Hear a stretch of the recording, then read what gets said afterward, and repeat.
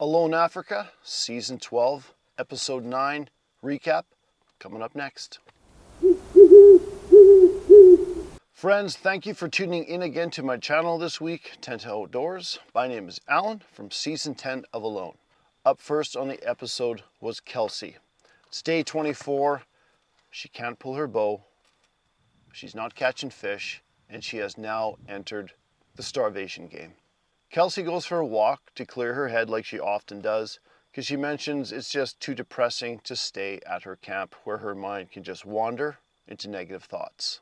She talks about how not having her bow to hunt with is actually a pretty good excuse to go home, but she's not going to use it and she's just going to keep on pushing.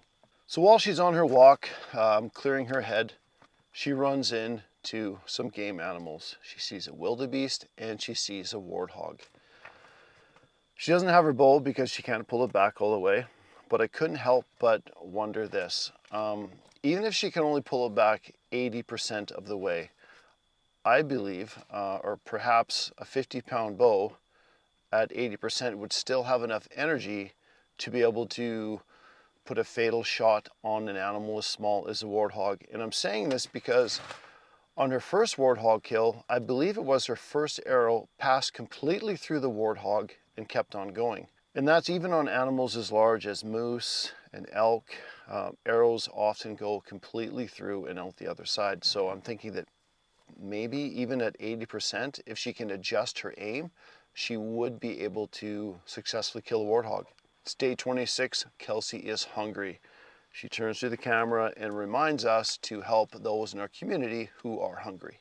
We remember the warthog that Kelsey harvested earlier in the game, and she took some of the bones and discarded parts of the warthog and she stashed them away in a hole away from her camp as to not attract any sort of annoying predators.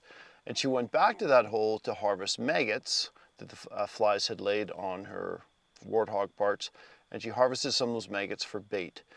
She's going to try them for fishing, but unfortunately she was unable to catch any fish using those maggots as bait, which surprises me because I've been using maggots for bait since I was a little kid, when we were trolling and or even under a float or with a weight on the bottom. They're usually very good bait. Just looking at her site, or what the camera shows of her site anyways, according to the edit, it doesn't look like she has the best fishing spot. Kelsey looks like she has kind of like more of a pond.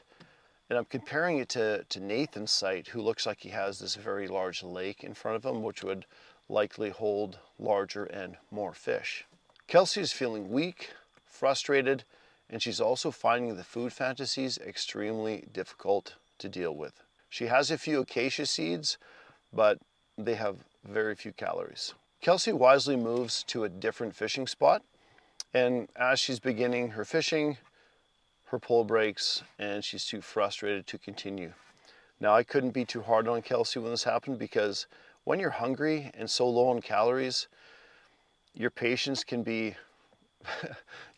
level can be short. I remember many times out there when in the morning I just was cranky. I was kind of cranky at the camera. I was thinking negative thoughts, and when I ate my half a fish, they all went away. So I realized about halfway through the game that I was hangry. So instead of eating my fish in the afternoon and evening, I started eating my fish in the morning to prevent me from feeling negative and grouchy in the morning.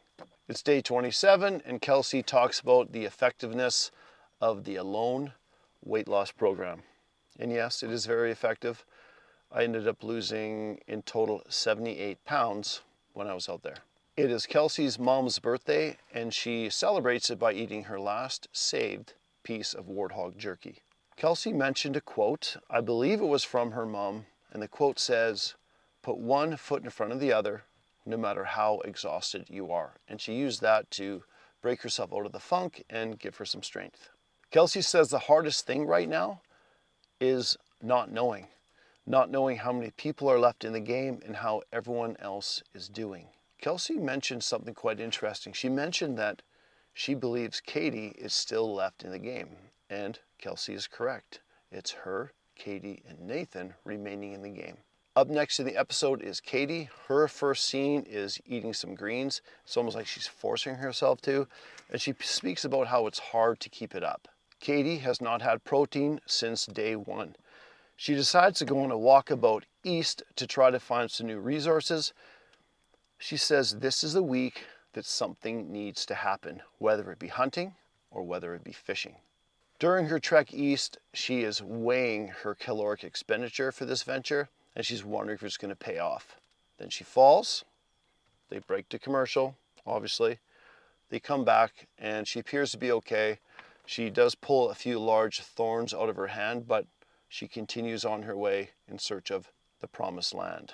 She ends up going 2 miles to get there, and there's a little message on the screen that she burned 500 calories per hour, which does seem a little high to me, but it's day 27, and Katie mimics what Kelsey said earlier in the episode, predicting that it will be her and Kelsey in the final 2. She decides to give the promised land another go, but she's unsure if she will have the energy. On her way there, she spots some kudu. She kind of hunkers down and quietly talks to the camera that they look like they're going to pass directly in front of her.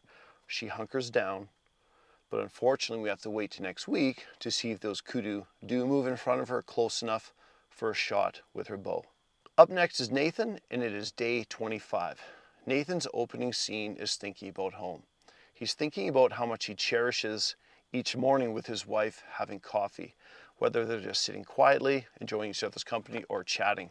Now, I could really relate to this scene because this is something I look forward to each morning as well, just waking up, either she makes it or I make it, and we just sit on the couch and drink our coffee, enjoy each other's company, and usually have good chats. Last episode, we remember that Nathan's shelter partially collapsed. And he said there, that episode, that I likely will not be able to recover from this. And the audience was left kind of thinking, well, looks like he's going to leave it and either stay with the shelter he has or work on something else. But it didn't appear last episode that he was going to burn any more calories working on a shelter. You know what? We were wrong, and Nathan ends up repairing his shelter. His message to the audience was, you can recover from mistakes. And he also thought it was a really good example for his kids, showing them that it's okay to take risks. Nathan did not bring a saw as one of his 10 items, so he used the fire to cut the logs into the correct lengths for his roof on his shelter. Once Nathan has the frame of the roof constructed, he's going to use clay that he collected from termite mounds. Now, this clay has already been partially processed by the termite saliva, and I think that's how he described it. And he's adding water that he used to carry in his boot, and he's also adding some grass to the clay to help hold it together. And he's using this clay to pack in and waterproof his roof. Nathan's shelter has been an excellent project for his mental game. Like me, Nathan mentions that his personality requires some quiet time. Now, during my final scene on the final episode of season 10, there was a voiceover that I said during an interview, and they used that line. And I said, some people recharge by being around other people, but I recharge by being alone. Nathan's final scene is sitting in a shelter in front of a fire, just reflecting. Friends, there were no tap outs this week. We have one more episode of Alone coming up this Thursday. It's the finale with our final 3. Who will it be? Kelsey, Nathan, or Katie? If you want to make your prediction, put it in the comments. I'd love to see whoever one thinks is going to win. I really don't know. It could be anyone's game. I'm kind of leaning towards Nathan just because, he's got a solid shelter. He seems to be processing, the most food, even though they didn't show him catching any fish this episode. I really don't know. It's anyone's game, but it's gonna be good to see what happens. I'm curious to know how long the show is actually gonna go, because I think we're at day 27.